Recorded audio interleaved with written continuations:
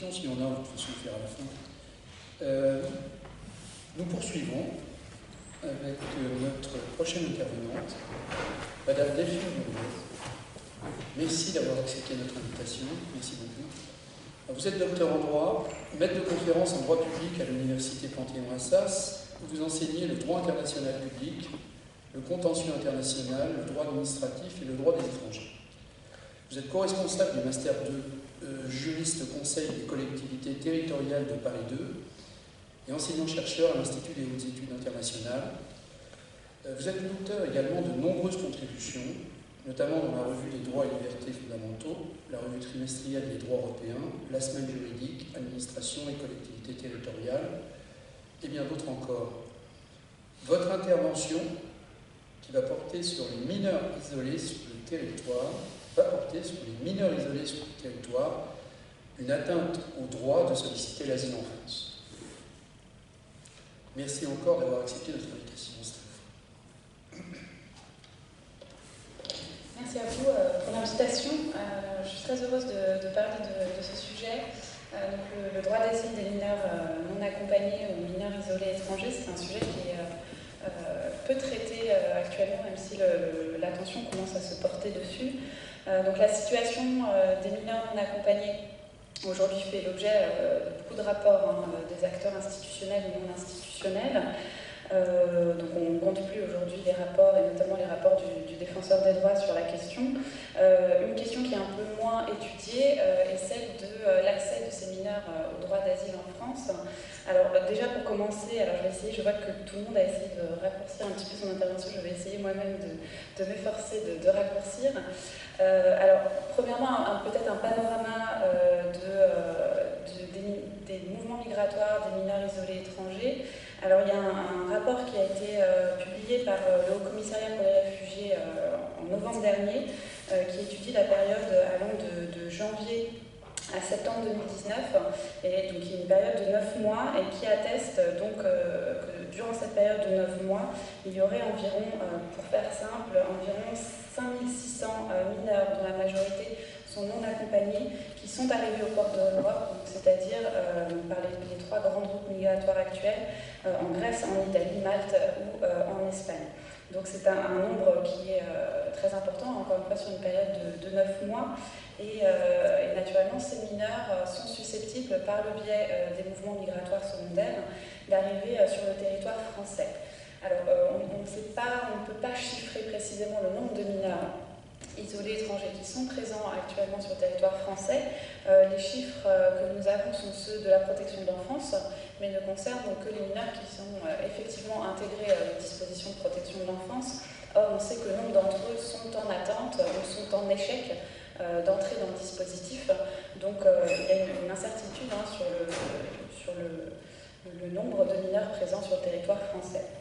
Alors, je l'ai dit, il y a beaucoup de rapports qui sont régulièrement publiés sur la situation des mineurs non accompagnés. Ces rapports concernent en général exclusivement la question de leur prise en charge, donc la prise en charge via la protection de l'enfance, via les services départementaux. Donc on a beaucoup entendu parler de la question de l'évaluation de la minorité, avec des méthodes qui sont beaucoup contestées par différents d'ailleurs corps de métier, pas uniquement les juristes, les médecins aussi. Voilà, très discutable. Donc ça, c'est le constat qui est fait de manière récurrente, malheureusement, maintenant, et encore une fois par le défenseur des droits très fréquemment, sur ces méthodes d'évaluation.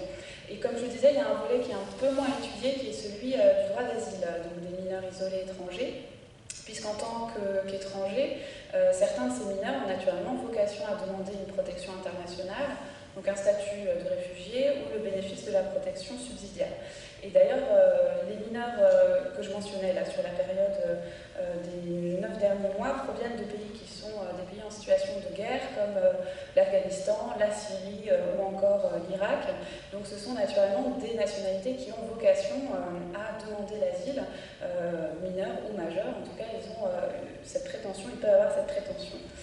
Alors le constat est assez brutal pour la France si on s'en tient aux chiffres, puisque pour reprendre le rapport de l'OFPRA pour l'année 2018, donc l'OFPRA qui statue sur les demandes d'asile, il n'y a eu en 2018 que 742 demandes d'asile de mineurs non accompagnés, ce qui constitue, note le rapport, une progression de 24% par rapport à 2017 et une progression de 100% par rapport à 2013.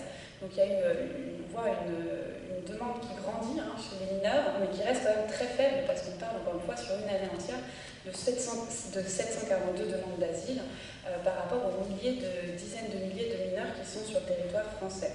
Donc la situation est assez alarmante, et pour reprendre donc les propos de Madame la défenseure des droits de l'enfant, de Madame la défenseure des enfants, se pose la question de l'effectivité du droit d'asile pour ces mineurs, eu égard à ces chiffres. Alors j'ai essayé de savoir alors il y a plusieurs raisons qui peuvent expliquer cette absence de demande d'asile de la part des mineurs. Moi, j'ai fait plusieurs constatations sur le terrain, puisque j'ai suivi un certain nombre de mineurs demandeurs d'asile, et j'ai pu déjà identifier beaucoup d'obstacles qui sont des obstacles juridiques, qui sont des obstacles dans la pratique administrative des acteurs, et qui font concrètement aujourd'hui qu'un mineur isolé étranger a très peu de chances de parvenir à déposer une demande d'asile sur le territoire français. Alors mes observations concernent principalement, je le précise, la région Île-de-France, la préfecture de Paris et les préfectures de la Petite Couronne, mais je sais que ce sont des constatations qui peuvent tout de même être étendues à l'ensemble du territoire national. Alors je voudrais discuter avec vous rapidement de quelques obstacles, parce que je ne pourrai pas tous les citer, mais quelques obstacles à cette demande d'asile des mineurs, et ensuite surtout je voudrais voir ce qui constitue pour moi les principales conséquences de ce blocage pour les mineurs à l'accès à l'asile. Alors en ce qui concerne les obstacles, pour comprendre les obstacles de la demande d'asile des mineurs, il faut connaître la procédure d'asile en France, donc je vais la rappeler brièvement. La procédure d'asile en France est assez complexe, elle met en jeu différents acteurs. La première étape est constituée par le passage dans une PADA, donc une plateforme d'accueil des demandeurs d'asile. C'est donc une structure qui a pour mission le préaccueil et l'accompagnement des demandeurs d'asile, donc l'aide à l'enregistrement de la demande d'asile, l'information aussi en premier lieu, l'aide à la rédaction du récit, donc toutes ces missions vraiment d'accompagnement du demandeur d'asile. La seconde étape est constituée par le guichet unique des demandeurs d'asile. Donc le guichet unique qui a deux volets. Un premier volet qui est le volet préfectoral, on va dire, avec les agents de la préfecture qui procèdent concrètement à l'enregistrement de la demande d'asile. Ça signifie la prise d'empreinte pour consultation du fichier Eurodac, qui est le fichier européen des demandeurs d'asile. Ça signifie la remise de l'attestation de demandeur d'asile et la remise du formulaire OFPRA, donc qui va concrètement permettre au demandeur d'asile d'exprimer son récit par écrit et de le porter à la connaissance de l'OFPRA. Second volet donc, de ce guichet unique, c'est le volet de l'OFI qui, selon les textes, doit proposer ce qu'on appelle donc, les conditions matérielles du demandeur d'asile, c'est-à-dire notamment un hébergement durant la procédure d'asile. Troisième et dernière étape pour la demande d'asile, c'est le passage à l'OFPRA. Donc une fois que le récit a été écrit, il est envoyé à l'OFPRA. L'OFPRA va ensuite convoquer le demandeur d'asile qui va pouvoir exprimer sa situation, raconter son histoire, et à l'issue de cet entretien individuel, l'OFPRA rendra sa décision l'admettant ou non à l'un des titres de protection internationale. Alors ça c'est la procédure classique en matière d'asile en France. Les mineurs sont soumis globalement à la même procédure, il n'y a pas de spécificité en droit français.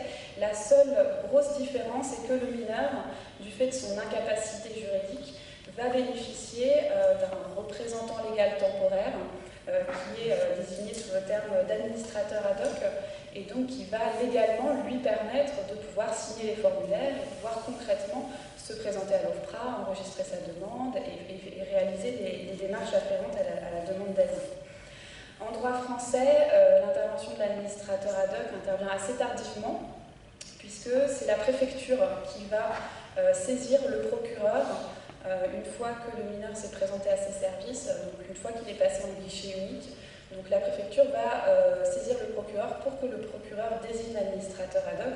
Donc on est déjà à la deuxième étape de la procédure. Donc tout ce qui concerne l'information et l'accompagnement n'est pas concerné par la désignation de l'administrateur ad hoc. C'est d'ailleurs une critique qui est souvent faite à l'accompagnement des mineurs. Alors aujourd'hui, cette procédure relève pour le mineur mineurs non accompagnés du véritable parcours du combattant, ce qui fait que les mineurs ne sont pas souvent découragés à introduire cette procédure-là. Certains d'entre eux considèrent d'ailleurs même qu'en France, nous n'avons pas le droit de demander l'asile lorsqu'on est mineur, ce qui est faux. Et je pense qu'il faut le répéter assez fortement. Tout mineur a le droit de demander l'asile en France, même s'il est non accompagné. Alors, en matière d'obstacles, j'ai identifié deux principaux obstacles qui font d'ailleurs écho à un certain nombre d'observations qui ont été faites, et je remercie les autres intervenants parce que j'apprends beaucoup de choses dans cette conférence. Alors, le premier obstacle, c'est le défaut d'information et d'accompagnement du mineur dans sa demande d'asile. Alors ça, c'est quelque chose qui est visible à la fois pour les mineurs qui sont déjà pris en charge et aussi pour les mineurs qui ne sont pas encore pris en charge. Alors il faut savoir qu'une demande d'asile, ce n'est pas une procédure uniquement administrative. La demande d'asile a des répercussions psychologiques très importantes. Il s'agit de raconter une histoire qui parfois est très douloureuse. Donc c'est de fait une procédure qui nécessite un soutien et un accompagnement tout au long de ces différentes étapes. Alors que se passe-t-il pour le mineur? Alors pour le mineur qui n'est pas encore pris en charge, qui est en attente d'être placé par le juge des enfants, la situation est assez radicale puisqu'il ne peut bénéficier que du soutien des associations. Les acteurs institutionnels lui sont fermés. Donc notamment les plateformes d'accueil, les PADA, qui ont pour mission normalement le pré-accueil et l'accompagnement, refusent, aujourd'hui la solution est très fermement ancrée, refusent de prendre en charge les mineurs isolés étrangers au motif qu'ils ne sont pas pris en charge par l'aide sociale à l'enfance. Donc là, le mineur n'a d'autre choix que de se retourner vers une association pour obtenir l'information nécessaire à sa demande d'asile. Ça explique aujourd'hui que beaucoup d'associations qui travaillent sur les mineurs se spécialisent un petit peu en asile parce qu'il y a un besoin important d'encourager ces jeunes à demander l'asile. Pour le mineur qui est pris en charge à l'ASE, alors contrairement à ce qu'on pourrait penser, la solution, ça c'est peut-être les constatations les plus récentes qui le montrent, la solution n'est pas aussi favorable que ça, puisqu'on se rend compte que beaucoup de mineurs, lorsqu'ils sont pris en charge à l'aide sociale à l'enfance, sont découragés dans la demande d'asile. Alors c'est dû notamment à un défaut de formation des travailleurs sociaux dans les structures de protection de l'enfance, qui ne sont pas formés à la demande d'asile, donc qui ne savent pas vraiment de quoi il s'agit, donc ils sont incapables à la fois d'identifier le mineur qui est susceptible d'introduire une demande, de l'informer et encore moins de l'accompagner. Donc de fait, pour le mineur qui est placé, il y a une difficulté d'accès à l'information, comme on a pu déjà en parler. Il faut savoir qu'en France, il n'y a que 2 structures qui existent de protection de l'enfance spécialisées pour les demandes d'asile, pour les demandeurs d'asile, et qui comptent, alors pour la première, elles comptent 33 places actuellement, et pour la seconde, 8 places. Donc c'est vraiment extrêmement minime. Et il a été établi, alors ça c'est... on ne peut pas juger le rapport partial puisque c'est un rapport du ministère de l'Intérieur. Il a été établi que les mineurs ont beaucoup plus de chances d'obtenir à la fin la protection lorsqu'ils ont été placés dans l'une de ces 2 structures spécialement dédiées à la demande d'asile que lorsqu'ils relèvent du droit commun de la protection de l'enfance. Donc pour ceux qui n'ont pas la chance de bénéficier de ces structures exceptionnelles en droit français, le risque est d'avoir une demande d'asile qui n'a pas été correctement formulée, qualité de la demande d'asile qui est inférieure à celle qu'on pourrait attendre si le jeune avait été correctement suivi. Et parfois, et ça je le rencontre de plus en plus sur le terrain, et parfois ça va jusqu'à un refus de la part des structures de l'aide sociale à l'enfance de lancer la demande d'asile pour les mineurs, c'est-à-dire que le personnel, les travailleurs sociaux ne souhaitent pas que le mineur lance la demande d'asile. Encore une fois, c'est lié à des problèmes de formation évidents. Et l'argument qui est souvent rétorqué aux mineurs est celui de dire ce n'est pas un besoin de l'enfant puisque la demande d'asile peut attendre la majorité. Donc attends donc ta majorité avant d'introduire ta demande d'asile. Je vous expliquerai un petit peu les conséquences que cette situation a pour le mineur. Donc du fait de ce défaut d'information et d'accompagnement, les mineurs sont déjà très largement découragés dans leur démarche parce que une procédure administrative aussi complexe que la demande d'asile est très difficile à lancer de manière isolée. Second obstacle qui là est beaucoup plus contestable et beaucoup plus brutal pour le mineur, c'est le refus qui commence à s'installer vraiment de manière systématique. Le refus des services préfectoraux de procéder à l'enregistrement de la demande d'asile. C'est-à-dire que même si le mineur a réussi à dépasser cette première l'obscurité de la procédure d'asile, souvent les services préfectoraux vont refuser d'enregistrer sa demande d'asile. Alors ça, c'est une situation qui, à ma connaissance, pour l'instant, ne concerne que les mineurs qui n'ont pas encore été pris en charge, donc qui sont dans l'attente d'une décision du juge des enfants. Donc là, en tout cas pour ce qui concerne la pratique de la préfecture de Paris, le refus est assez systématique. Et il est justifié par le fait que tant que le mineur n'a pas intégré la protection de l'enfance, la présomption de minorité, donc qui veut que normalement on le considère comme mineur, ne joue pas. Donc pour faire plus simple, pour la préfecture, rien ne démontre qu'ils sont mineurs, donc ils n'ont pas à bénéficier de la procédure d'asile mineur en France, donc la désignation de l'administrateur ad hoc, qui leur permet concrètement de déposer la demande d'asile. Donc, ce qui fait que ne bénéficiant pas de l'administrateur ad hoc, le mineur ne peut pas demander l'asile, sauf à se faire passer pour majeur, ce que certains font. Il faut savoir que certains mineurs un peu désespérés se font passer pour majeur pour demander la demande d'asile, mais là avec des répercussions qu'ils ne maîtrisent pas parce qu'ils ont été mal informés, et donc qui peuvent leur être très préjudiciables pour la suite de leur parcours. Donc ça, c'est un obstacle vraiment qui est très, très brutal, pour lequel on a du mal à répliquer. Le seul moyen est un moyen judiciaire, donc on saisit le tribunal administratif en référé liberté pour faire sauter ce verrou de la préfecture. On gagne, en général on gagne, le juge administratif reconnaît l'urgence de la situation et fait obligation à la préfecture d'enregistrer la demande d'asile, mais voilà, ça rajoute encore une étape, ça mobilise des avocats, etc. C'est une situation qui n'est pas pérenne, qui n'est pas favorable aux mineurs, naturellement, qui ne comprend pas forcément tout ce qui se passe à ce stade de la procédure. Donc voilà les obstacles. Alors, il y en a d'autres qui concernent les administrateurs ad hoc aussi. Il y a de plus en plus de difficultés pour bénéficier de l'administrateur ad hoc. Mais à mes yeux, ce sont les deux principaux, car ce sont ceux qui sont les plus récurrents et qui ne semblent pas être débloqués. Il n'y a pas beaucoup d'évolutions sur ces. On parlait des évolutions en matière de protection de l'enfance. Là, au niveau de l'accès des mineurs à l'asile, il n'y a quasiment aucune évolution qui est notable.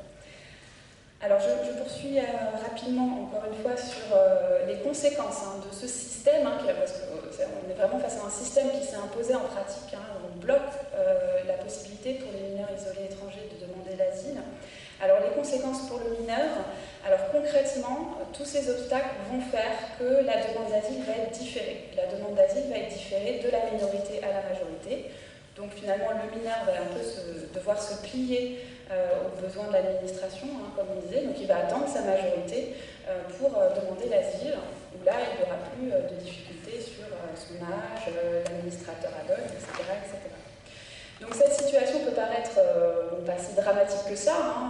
Le mineur va attendre 2 ans, 3 ans avant de demander l'asile. Alors pour autant, c'est une situation qui a beaucoup de conséquences. Alors je voudrais détailler avec vous les conséquences juridiques et peut-être aussi rapidement les conséquences un peu plus sociales sur le développement, comme on en parlait tout à l'heure, le développement personnel du mineur. Alors en ce qui concerne la situation juridique, alors première conséquence, encore une fois, du fait que la demande d'asile est transférée et différée de la minorité à la majorité, on peut penser déjà que la protection sera plus difficile à obtenir de la part du demandeur d'asile. Pourquoi? Parce que le temps passant, les souvenirs s'estompent, les stigmates aussi peuvent disparaître. Pour caractériser les violences, les preuves médicales jouent beaucoup devant les autorités de l'asile.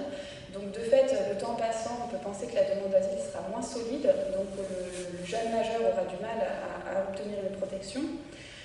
Deuxièmement, le jeune majeur va perdre un certain nombre de garanties dont il bénéficiait lorsqu'il était mineur, dans le cadre de l'asile. Donc il n'aura plus l'administrateur ad hoc pour l'aider dans ses démarches. Également, il ne bénéficiera plus de certaines modalités d'entretien à l'OFPRA. L'OFPRA a créé des modalités particulières d'entretien plus favorables aux mineurs, donc ça, de fait, il n'en bénéficiera plus. Et surtout, et là c'est la conséquence qui est peut-être la plus grave de cette situation, du fait que la demande d'asile est formulée à la majorité, ça expose le jeune demandeur d'asile à être transféré dans un autre État membre de l'Union européenne en application des règles européennes de l'asile, qui permet donc de renvoyer un demandeur d'asile dans l'État qui est jugé responsable de sa demande d'asile, qui peut notamment être l'État, et qui très souvent est l'État de première entrée sur le territoire européen, donc l'Italie, la Grèce ou l'Espagne, pour les trois principales routes migratoires. Donc là, ça signifie, pour un mineur qui a vécu 2 ans et demi en France, un renvoi dans un autre pays, donc situation qui est compliquée et qui lui est évitée, qui lui est épargnée lorsqu'il fait sa demande d'asile en tant que mineur, parce qu'en tant que mineur, le droit de l'Union européenne fait obligation aux États, lorsqu'ils mettent en place ces mécanismes de transfert, de prendre en compte justement l'intérêt supérieur de l'enfant. Et la Cour de justice a considéré qu'en principe, l'intérêt supérieur de l'enfant imposait aux États, donc encore une fois en principe, de ne pas transférer un mineur sur le territoire d'un autre État membre, donc de laisser le mineur là où il est, sauf les situations où par exemple le mineur a de la famille sur le territoire de cet autre État membre et où l'intérêt supérieur de l'enfant commande au contraire qu'il soit rapproché des membres de sa famille. Donc lorsque l'on diffère, et ça les autorités sont tout à fait conscientes de cette situation, lorsque l'on diffère la demande d'asile de la minorité à la majorité, le risque c'est un renvoi dans un autre État membre de l'Union européenne, et en pratique je l'ai déjà vu, donc c'est quelque chose qui existe vraiment. Et pour les mineurs qui sont très proches de la majorité, on voit la préfecture qui traîne beaucoup pour laisser couler le temps jusqu'à ce que la majorité soit acquise, pour pouvoir ensuite mettre en place cette procédure Dublin. Donc, les conséquences juridiques sont déjà très importantes pour le mineur. Quelques mots sur des conséquences un peu plus sociales et sur le développement de ces mineurs.